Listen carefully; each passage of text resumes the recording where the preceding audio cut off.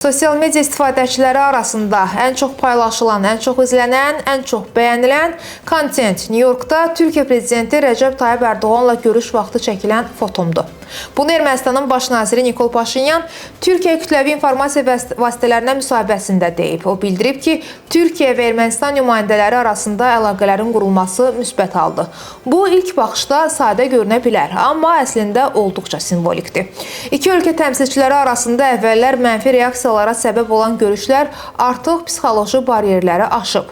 Düzdür, bu hələ ticarət kimi vacib məsələlərə sirayət etməyib, lakin mühüm hadisədir. Prosesin uğursuz olacağını demək üçün tezdir deyə erməni baş nazir bildirib. Paşinyan qeyd edib ki, tərəflər arasında normallaşma prosesi daha 3 ay, 6 ay və ya 1 il gecikə bilər. Amma fikrimcə bu yalnız zaman məsələsidir və səbirli olmalıyıq. Bu mövzuda bəyanatlar ölkə daxilində birmənalı qarşılanmır deyə baş nazir öz sözlərinə əlavə edib.